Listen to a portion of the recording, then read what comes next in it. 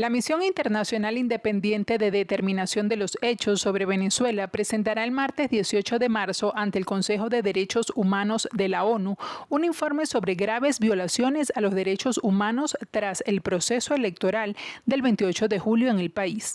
La organización no gubernamental Provea destacó que este mecanismo representa uno de los niveles más altos de investigación del organismo internacional, con el objetivo de impulsar la rendición de cuentas. El informe será expuesto el 18 de marzo a las 10:30 de la mañana hora de Venezuela y estará a cargo de los 3 miembros de la misión, entre ellos su presidenta Marta Baliñas, junto a Francisco Cos Vial y Patricia Tapatá Valdés.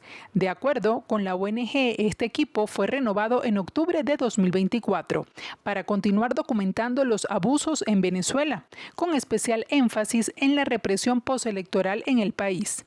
Este proceso forma parte de los esfuerzos de la comunidad internacional para evaluar la crisis de derechos humanos en Venezuela, bajo los ojos del mundo, resaltó Provea en su mensaje en la red social X, enfatizando la relevancia del informe. La presidenta de la Misión Internacional Independiente de Investigación sobre Venezuela, Marta Baliñas, afirmó que el país sudamericano se aísla cada vez más de las naciones vecinas y de las entidades de la comunidad internacional, incluyendo países como Brasil y Colombia, y con la Unión Europea.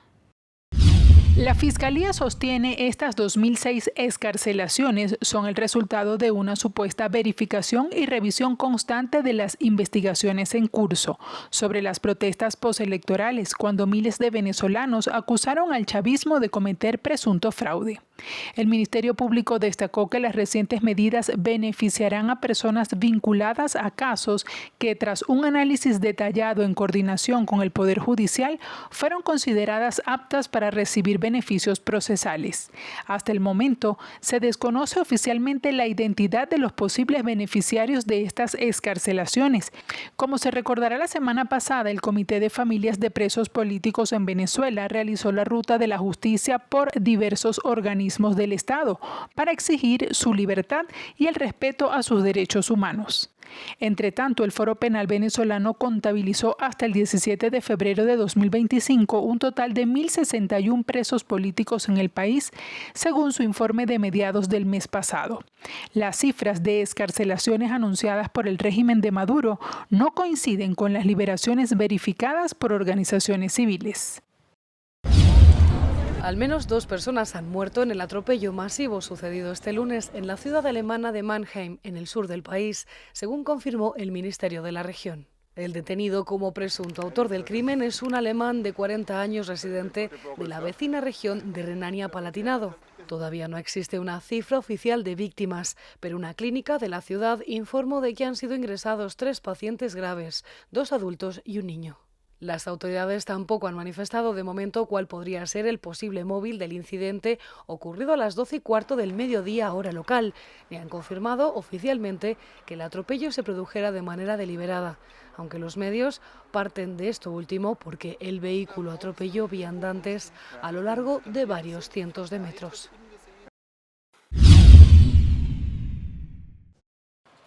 Pese a que a finales de febrero Donald Trump había anunciado la revocatoria del permiso, la licencia se había renovado automáticamente el pasado 1 de marzo, generando confusión tanto en Caracas como en Washington. Sin embargo, este anuncio del Departamento del Tesoro oficializa la acción.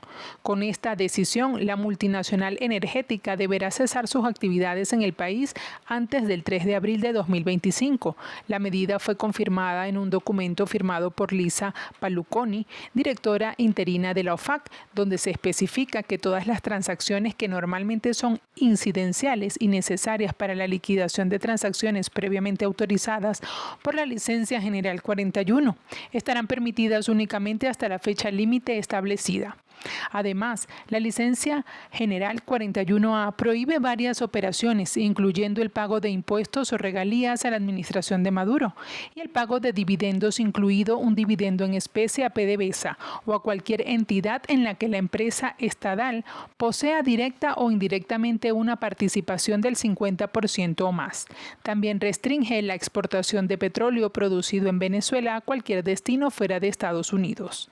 El acuerdo de transacción petrolera petrolera está vinculado a condiciones electorales dentro de Venezuela que no han sido cumplidas por la administración de Nicolás Maduro, afirmó en su red Truth Social, y el incumplimiento de la agilización de criminales violentos de Estados Unidos para Venezuela. Chevron era una de las principales petroleras que estaba operando en el país. Según economistas, la empresa aportaba una cantidad importante de dólares al mercado, lo cual ayudaba a mantener el mercado cambiario estable. Desde la organización Justicia, Encuentro y Perdón indicaron que según la información obtenida por familiares de los detenidos, se pudo conocer que la acción se estaría llevando a cabo en protesta contra las condiciones de reclusión y la vulneración de sus derechos.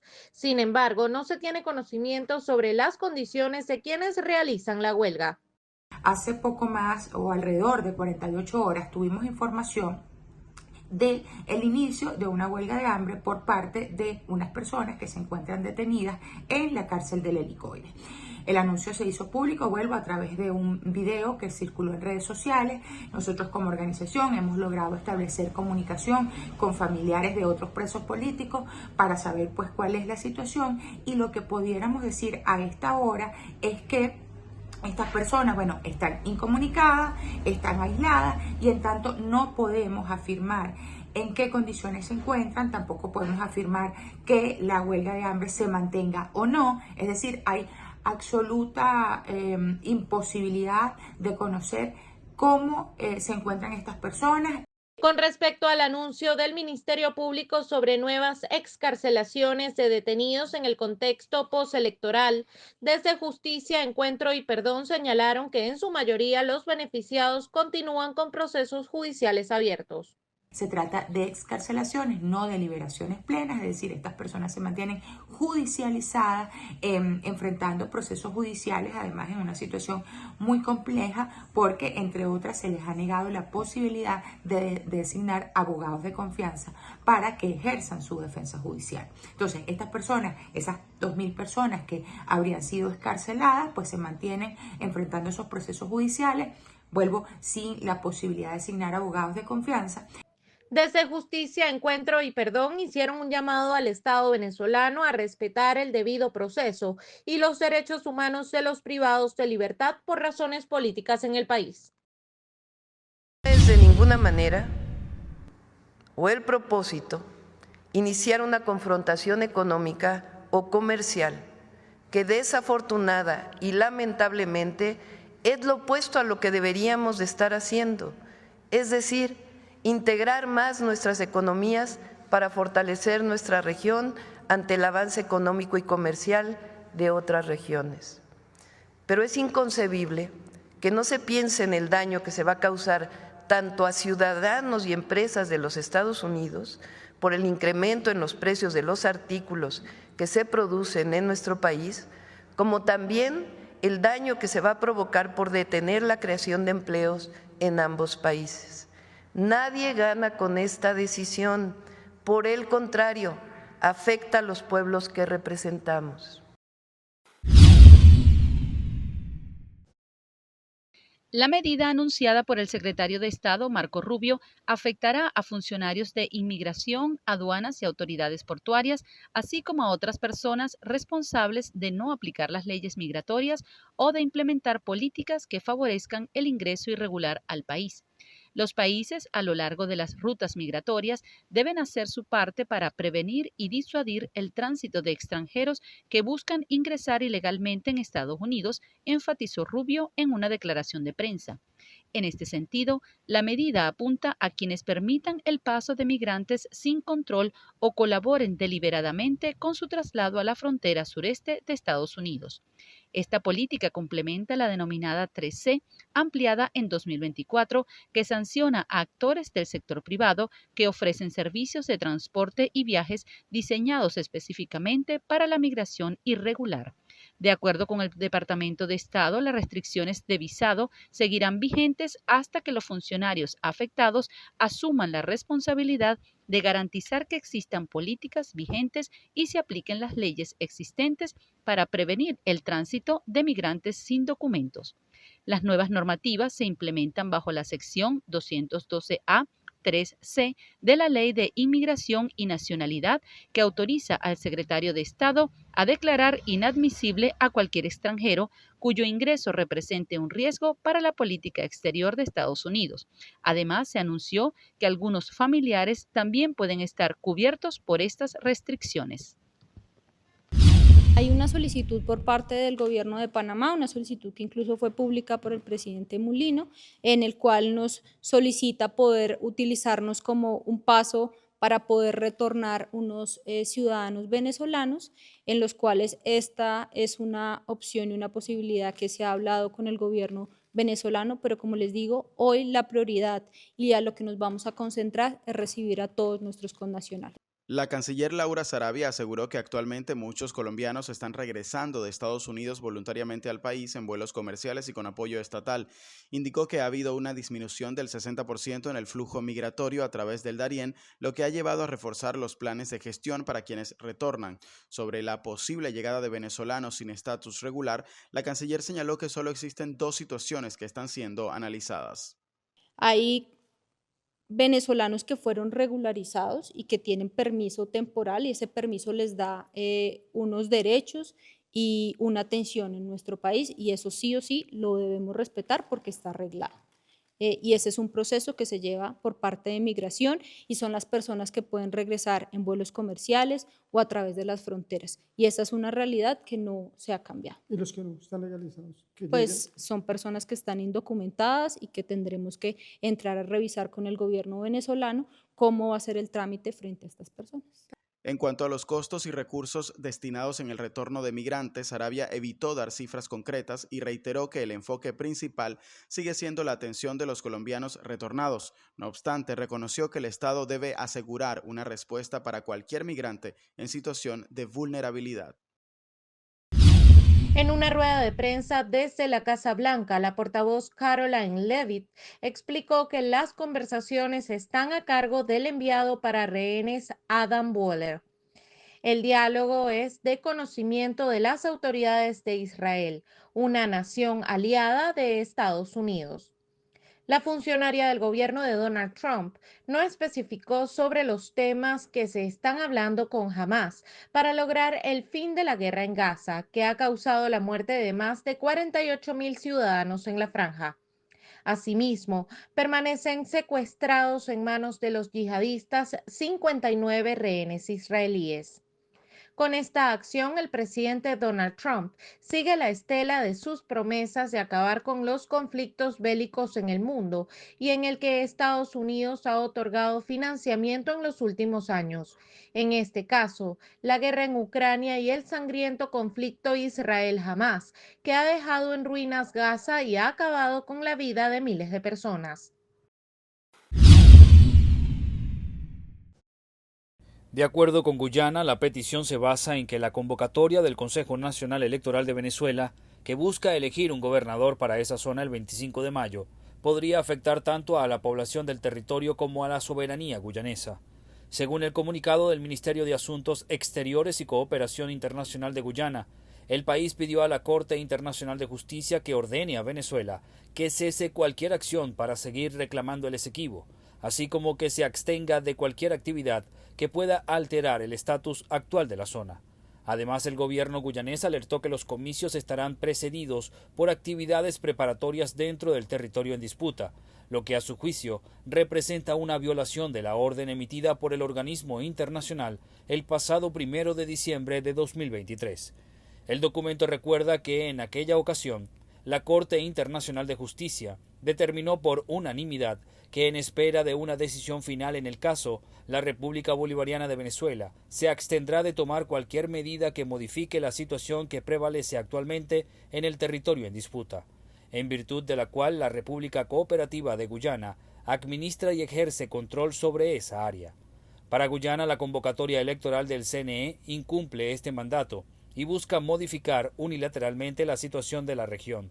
Ante esta situación, solicitó a la Corte Internacional de Justicia que convoque audiencias lo antes posible y dicte medidas provisionales que impidan la realización de los comicios antes de que se generen perjuicios graves e irremediables a los derechos de su país. Según las investigaciones, José Leonardo Quevedo utilizaba aplicaciones de citas para atraer a sus víctimas, a quienes posteriormente asesinaba y despojaba de sus pertenencias. El caso más reciente en el que se le vincula ocurrió el 6 de mayo de 2023 en la localidad de Teusaquillo.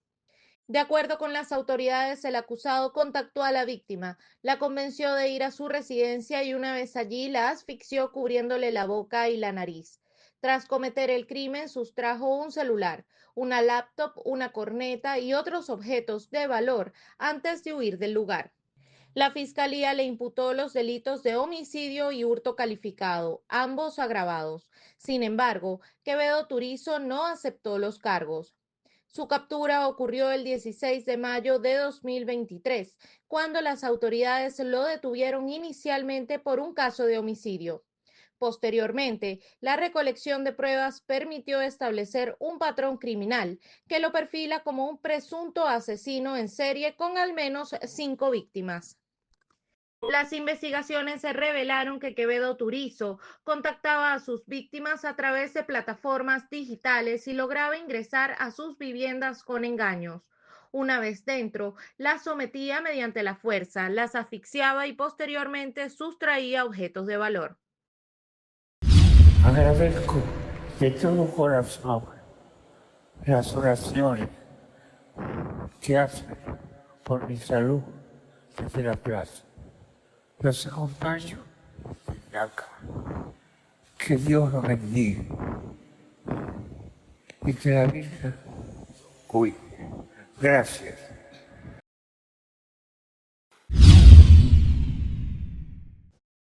Los fiscales generales de 18 estados de Estados Unidos presentaron un amicus curiae ante la Corte apoyando la continuidad del programa. California y Nueva York, junto con Connecticut, Delaware, Hawái, Illinois, Maine, Maryland, Massachusetts, Michigan, Minnesota, Nevada, Nueva Jersey, Oregón, Rhode Island, Vermont, Washington y el Distrito de Columbia respaldaron la demanda mediante esta figura legal. El documento fue introducido en el Tribunal de California, que lleva el caso en contra de la decisión adoptada por la administración Trump, que dejó sin efecto el TPS para ciudadanos de Venezuela. La acción legal contra la medida fue presentada el 20 de febrero por la Alianza Nacional TPS y otras organizaciones de derechos de los inmigrantes en California. En su argumento, los demandantes señalan que la secretaria del Departamento de Seguridad Nacional, Kristi Noem, tomó decisiones ilegales poco después de asumir el cargo al anular una extensión de las protecciones del TPS para los venezolanos que residen en los Estados Unidos, apenas unas semanas después de que la extensión se publicara debidamente en el registro federal, sostiene el documento judicial.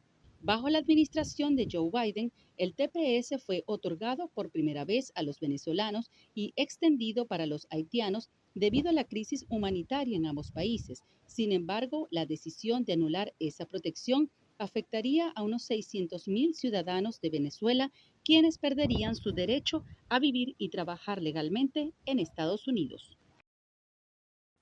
En Ghouta Oriental, en la periferia de Damasco, las mujeres desconocen que el día 8 de marzo es el Día de la Mujer. Su prioridad es sacar adelante a sus familias en medio de la aguda crisis económica que afronta Siria. Muchas lo hacen solas porque los hombres de sus familias ya no están o han quedado incapacitados para trabajar. La carga de la mujer es enorme. La mayoría de los hombres han muerto, otros están heridos, por lo que la mujer lleva toda la carga del trabajo. Su mayor preocupación es conseguir una estabilidad económica en un país en el que el salario medio no supera los $40 mensuales y donde las demandas de igualdad del 8M quedan muy lejanas mientras tratan de sobrevivir en el día a día. Estas nunca han gozado de igualdad con respecto a los hombres, ni política ni socialmente, en el contexto de una sociedad ya de por sí profundamente religiosa y conservadora, que pone a las mujeres en un segundo plano. Yo no permito que mi mujer trabaje, en absoluto, porque mi rol es trabajar y el de la mujer es quedarse en casa y cuidar de ella. Con la llegada al poder del ahora disuelto grupo islamista Organización para la Liberación del Levante, se han puesto en duda los derechos de las mujeres sirias. La situación, lejos de mejorar, ha empeorado y en el último mes se ha convertido aún más rígida. Algo que se ha evidenciado con el uso del hijab y del niqab, la amplia túnica oscura que cubre integralmente a la mujer. Empieza a ser común ver anuncios y carteles alentando a su uso y con mensajes que indican que el vestido de la mujer musulmana debe cubrir todo el cuerpo y no debe ser semejante a la ropa de los hombres. También se alienta a las mujeres a no usar perfume y evitar así atraer a los hombres.